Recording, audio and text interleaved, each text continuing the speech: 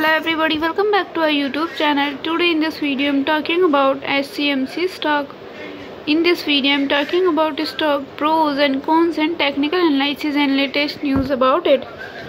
Stock is trading 8. The stock was volatile for a day. The volume of stock was recently not high, so the fundamental stock is not better for today.